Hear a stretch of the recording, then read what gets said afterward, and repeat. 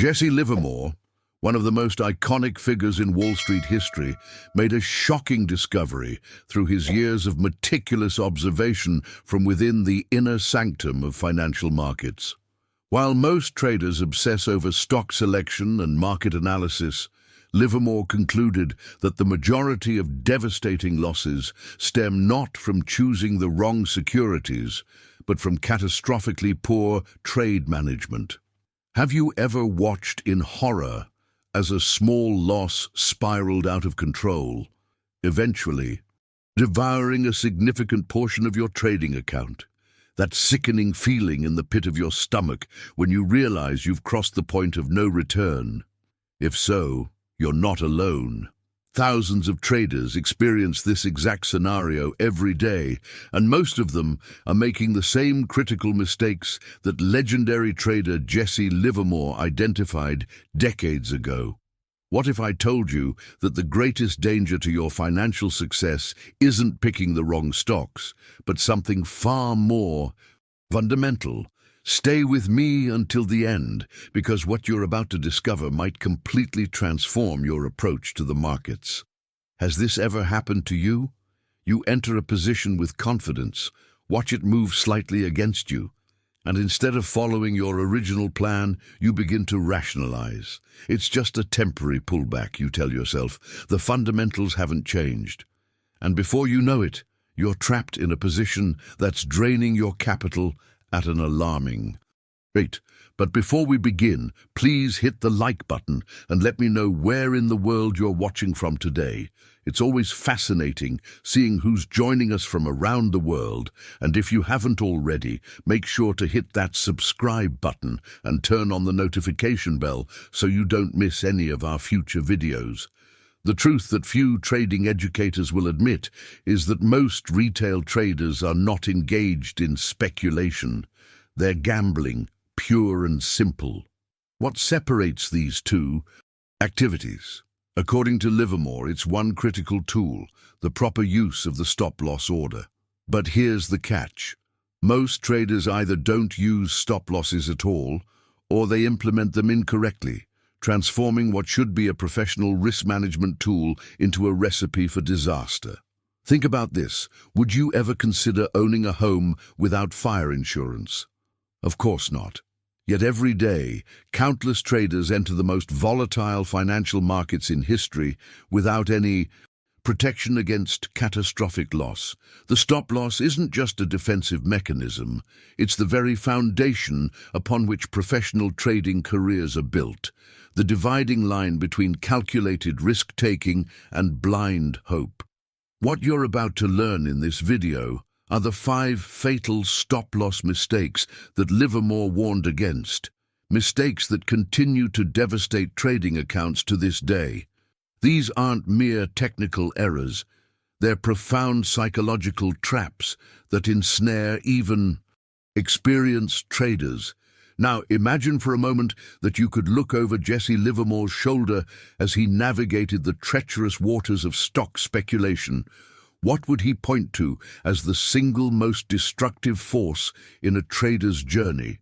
The answer might surprise you, and it has everything to do with human nature itself.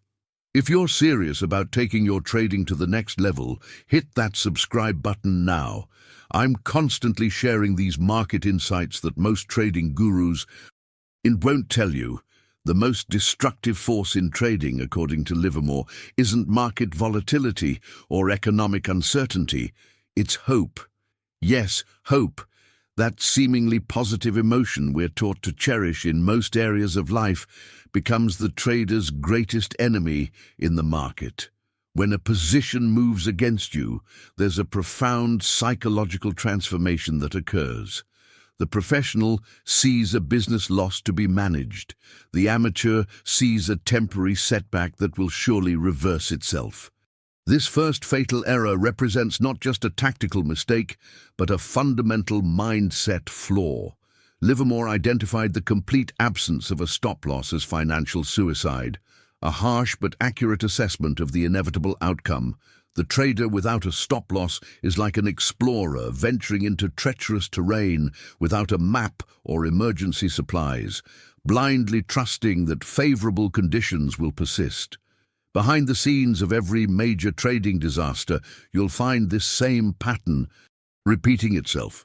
The trader watches a position move against them, paralyzed by hope, convinced that the market will eventually recognize its error and return their position to profitability.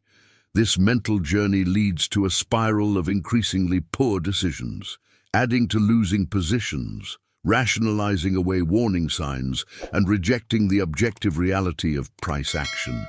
Livermore's revelations about this psychology were revolutionary. He understood that the hidden truth of trading, psychology isn't complex technical analysis, but rather the simple discipline of accepting losses when they're small. The impact of this single principle on your trading results cannot be overstated. Consider Livermore's powerful analogy. He compared the stop-loss order to fire insurance on a house.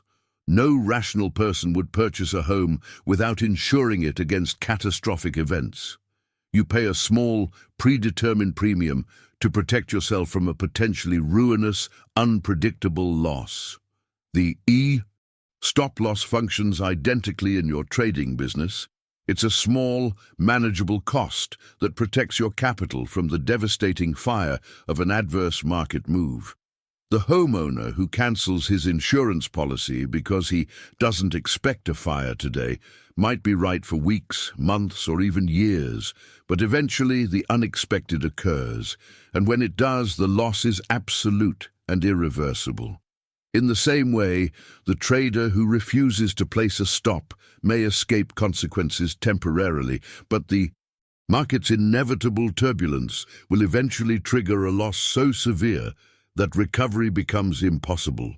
Now, I want to go even deeper into this topic by examining what happens when traders attempt to implement stop losses but make critical errors in their placement, because even those who understand the necessity of this tool often undermine its effectiveness through poor execution.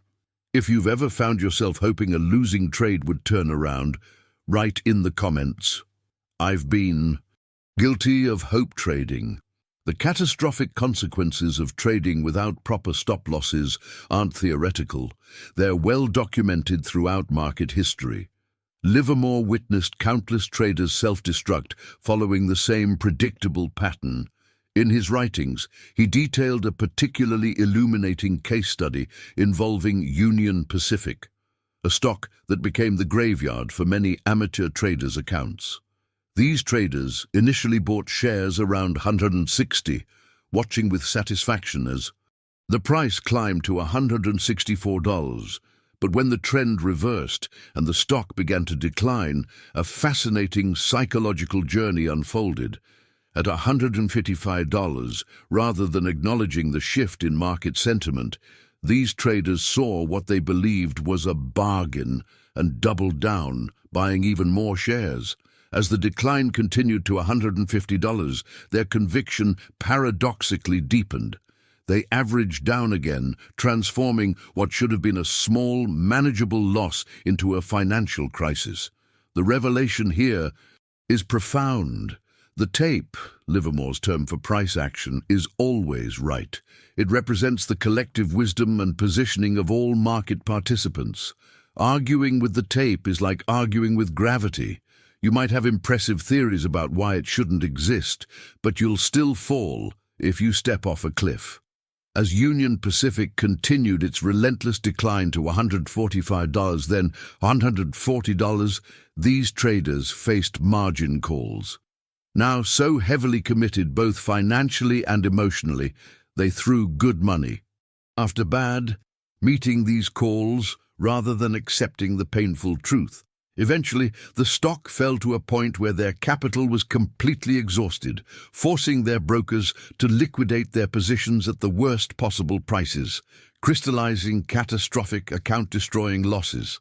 The most heartbreaking aspect of this cautionary tale is how easily preventable this disaster was. A single decision at the outset, placing a logical stop-loss below the entry point, would have transformed a ruinous event into a calculated, manageable business expense.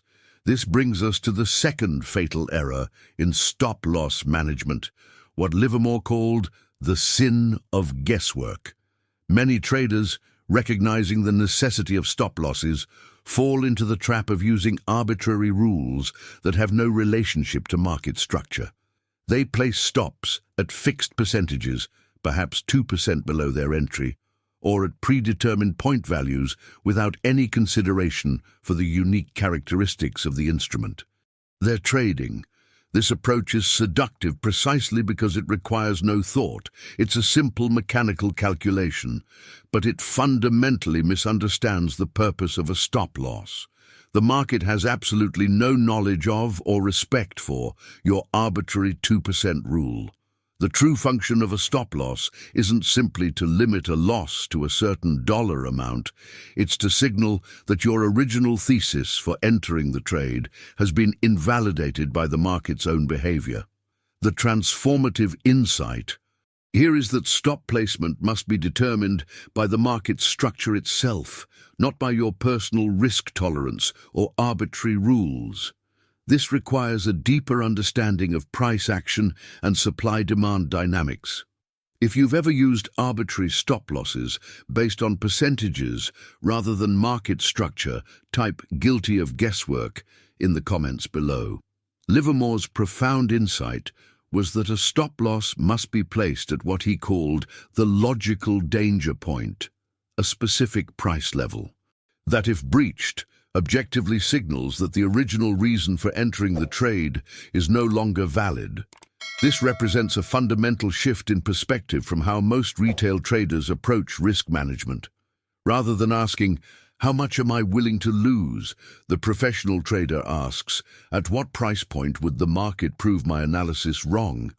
This revelation transforms stop-loss placement from a subjective emotional decision into an objective analytical one. The placement isn't arbitrary. It's dictated by the market's own architecture of supply and demand.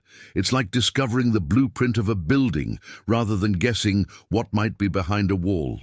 The market tells you precisely where your stop should go if you understand how to read its language.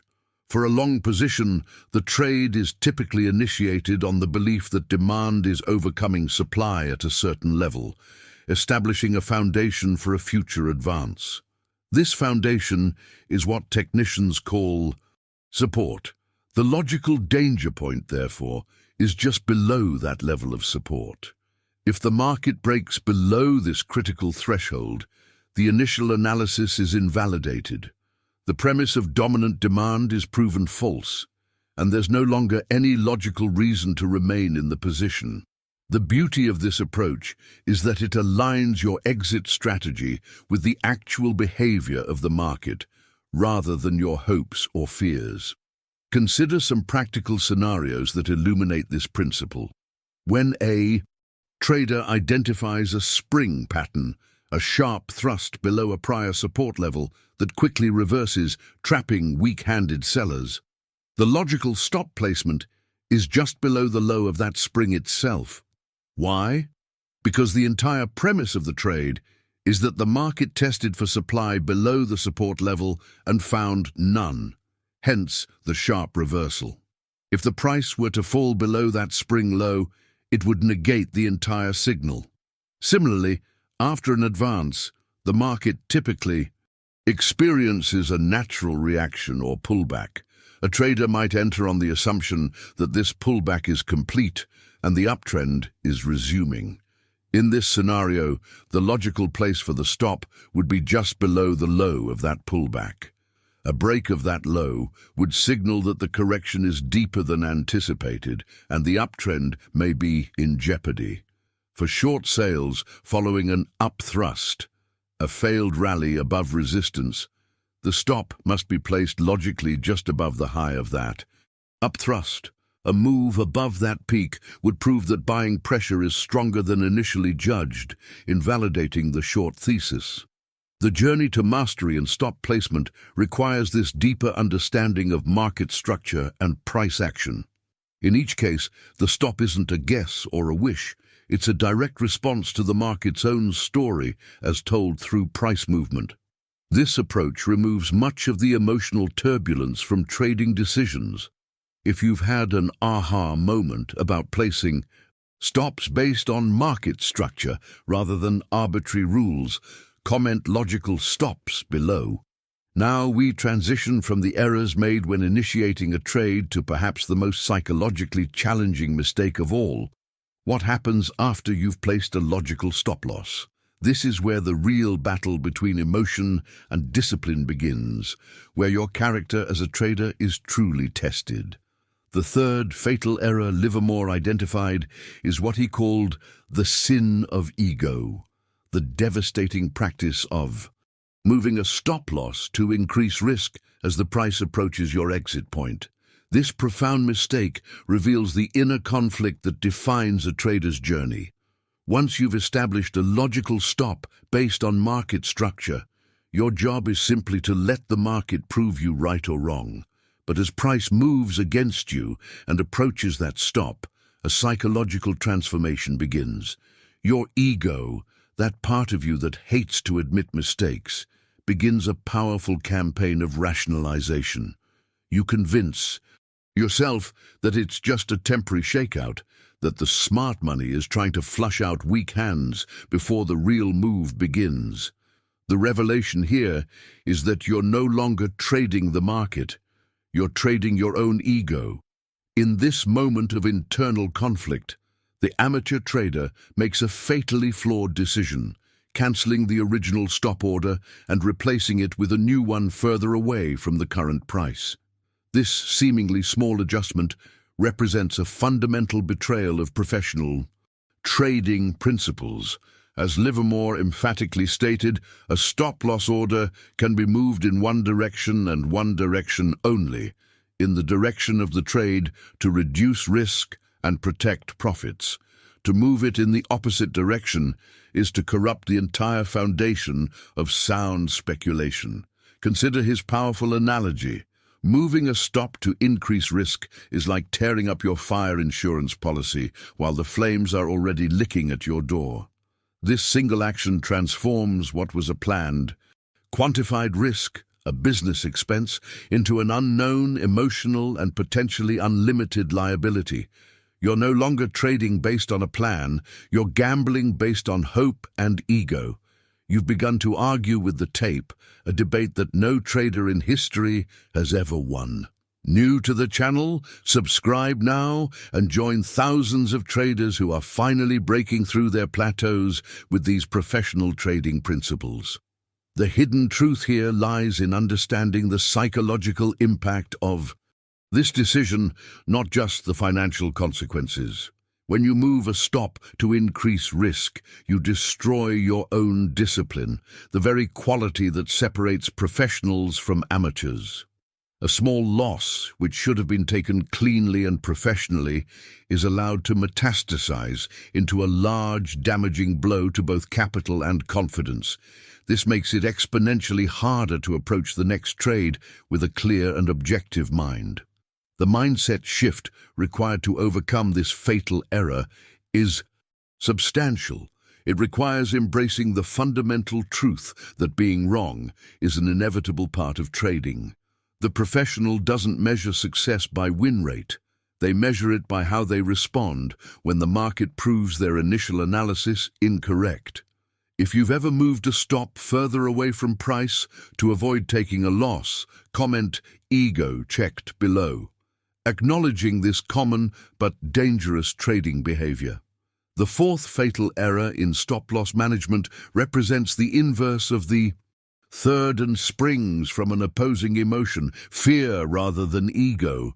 Livermore called this the sin of fear, and it manifests as placing a stop-loss too close to the entry point. This error reveals another fascinating dimension of trading psychology. While the ego-driven trader refuses to accept small losses, the fear-driven trader becomes so terrified of losing money that they set themselves up for almost certain failure. The transformation in thinking required here is subtle but profound. The trader who places their stop within the bounds of normal market fluctuations, what Livermore would identify as market noise, isn't actually reducing risk as they believe. They're paradoxically guaranteeing a loss. This revelation about market structure is crucial to understand. No market, regardless of its trend direction or strength, moves in a straight line. There are constant minor oscillations, reactions, and shakeouts, the natural breathing motions of price action. By placing a stop too close to your entry, you ensure that one of these meaningless wiggles will trigger your exit, knocking you out of a perfectly sound position just before it makes its intended move. The journey from amateur to professional trader requires recognizing that these minor fluctuations are not meaningful changes in the supply-demand relationship. They're simply the market's normal rhythm. What makes this error particularly insidious is that it's often reinforced by early experiences. A trader suffers a large loss from not using a stop, error number 1, resolves never to let that happen again, and then overcompensates by placing stops so tight that they get repeatedly whipsawed out of positions. Each stop-out reinforces their fear, creating a negative feedback loop that's difficult to break. Behind the scenes of market action lies another uncomfortable truth. Large composite operators, institutional traders and market makers understand retail psychology and actively exploit it. They know that fearful traders will place their stops in obvious tight clusters. With this knowledge, they can engineer quick, sharp moves specifically designed to trigger these stops, allowing them to absorb shares at favorable prices before initiating the real advance.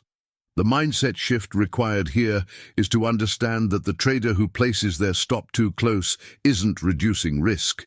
They're merely paying the composite operator for their education. The correct approach, as Livermore taught, is to place the stop at a logical point that falls outside the expected range of random noise. It must be positioned just beyond the true support or resistance level, giving the trade sufficient room to breathe and to withstand the inevitable minor fluctuations that have no bearing on the larger trend. This requires judgment and an understanding of the specific security's typical volatility, a skill that develops with experience and careful observation. The ultimate goal is to position your stops where they'll only be triggered by genuine changes in market structure, not by the routine noise that accompanies all price action. If you've ever been repeatedly stopped out by minor market fluctuations only to watch the price move in your anticipated direction afterward, comment "noise victim" below. Livermore's method of deducing future market moves was primarily rooted in reading the tape, analyzing the past and present action of price to forecast probable future developments. This approach to market forecasting was revolutionary for its time, focusing on the internal dynamics of supply and demand as revealed through price action. The insight behind his methodology was that price itself tells the most honest story about market conditions, more reliable than news, opinions, or fundamentals. Interestingly, another legendary figure of the same period, William Gann, developed an entirely different approach to market forecasting.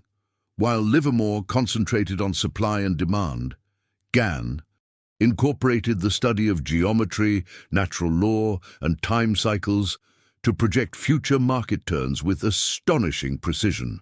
These complementary yet distinct methodologies remind us that there are multiple pathways to understanding market behavior, a hidden truth that many traders miss in their quest for the one perfect system.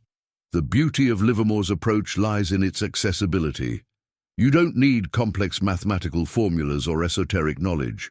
You simply need to understand the language of the market as expressed through price. This democratization of market knowledge represented a significant transformation in financial thinking. Now, moving beyond forecasting to the final and perhaps most sophisticated error in stop-loss management, what Livermore identified as the sins of greed and impatience. While the first four mistakes were defensive in nature, concerned with the avoidance of ruin, this fifth error is offensive. It relates not to preventing losses, but to the failure to maximize opportunity through improper trailing of stops. The journey from amateur to professional is perhaps most evident in how a trader handles winning positions. When fortunate enough to have a position moving in their favor, the amateur trader finds themselves beset by two conflicting emotions. The first is impatience, a form of greed for quick victory. They see a small profit and rush to take it, fearing it will evaporate. The second emotion is pure greed. They watch a larger profit accumulate and become mesmerized by it, failing to protect it with proper stop management, and ultimately allowing the market to take it all back. Both outcomes reveal a profound misunderstanding of what Livermore called the real purpose of speculation, to capture the majority of significant market moves. Behind the scenes of every amateur trader's journey is this consistent pattern of either cutting winners short through impatience or giving back substantial gains through failure to protect profits. The revelation here is that managing winning trades requires as much discipline and psychological mastery as managing losing ones. In fact, many traders find it more difficult to handle success than failure, a counterintuitive aspect of the trading psychology that's rarely discussed in traditional trading education. If you've ever taken profits too early out of fear or watched big paper profits turn into losses, comment profit management below. The solution to this profit management dilemma lies in what Livermore called the trailing stop technique, the professional's method for systematically letting profits run while protecting accumulated gains. This approach represents one of the most profound transformations in a trader's journey from amateur to professional status. The technique, when applied correctly, is both elegantly simple and remarkably effective. Imagine a stock is in a clear uptrend, making a series of higher highs and higher lows. It makes a strong upward move, then experiences a natural reaction or pullback on lighter volume, forming a higher low. Once the stock resumes its advance and moves to a new high, the professional trader methodically moves his stop-loss order up to a point just below the low of that last completed reaction. This single adjustment creates a remarkable shift in the trade's risk profile. The trader is now locked in a portion of his profit and has substantially reduced his risk. As the trend continues, making another new high and completing another pullback, he once again trails his stop up to just below the new higher low. He repeats this process systematically as the uptrend unfolds. The hidden truth in this method is that it removes the emotional burden of deciding when to exit a winning trade. The professional's exit is not determined by fear, greed, or a predetermined price target. It's determined by the market itself. He will only be stopped out when the stock's uptrending character finally changes, when it violates a prior reaction low, signaling that the trend is either pausing or reversing. This methodical approach fundamentally changes the psychological dynamics of trading. Rather than constantly questioning whether to take profits, the trader simply follows the market's lead. This creates an environment where truly substantial profits become possible. The most successful trades often involve holding positions through multiple pullbacks, each one allowing the trailing stop to be raised, locking in more profit while giving the position room to develop into a major move. Now, as we've explored these 5 fatal errors, an essential mindset shift emerges. Mastering the proper use of stop losses isn't about avoiding losses. Losses are an inevitable and necessary part of the trading business. Even the greatest traders in history have substantial percentages of losing trades. The revelation is that mastery is about the control of losses, ensuring they are always small, calculated, and logically determined. This singular skill, more than any other, separates the professional who builds a sustainable career from the amateur who eventually becomes another market casualty. The professional understands that speculation is a probabilistic endeavor. Not every trade will be profitable, but by strictly controlling the downside on losing trades while allowing winning trades to develop fully, the mathematics of expectancy work powerfully in their favor over time. The journey to trading mastery requires this fundamental shift in perspective, from trying to avoid losses to embracing them as a normal cost of doing business. Just as a retail store expects inventory shrinkage or a restaurant anticipates food spoilage, the professional trader budgets for and accepts losses as part of their business model. If you've had a light bulb moment about how controlling losses rather than avoiding them is the key to trading success, comment "controlled trader" below. What we've explored today isn't just trading theory, it's the distilled wisdom from one of history's greatest market operators. Jesse Livermore's insights on stop-loss management remain as relevant today as they were a century ago because they address the unchanging psychological challenges all traders face. The path to consistent profitability isn't found in complex indicators or algorithms. It's found in mastering these fundamental principles of risk management. It's about transforming how you think about losses, seeing them not as failures, but as essential feedback from the market itself. If something in this discussion resonated with you today, perhaps recognizing yourself in one of these fatal errors, I'd love to hear about it. Drop a comment saying "market wisdom" if you've gained an insight that might change your approach going forward. Your experiences and perspectives enrich our community of traders. If you found value in today's exploration, that like button is a simple way to signal that these deeper market insights are worth sharing. It helps tremendously in getting this message to other traders who might be struggling with the same challenges. For those curious to deepen their understanding of professional trading psychology, I've created a video right here that explores how to develop the mindset that allows you to follow these principles consistently, even under pressure. Click and join me there to continue your trading evolution.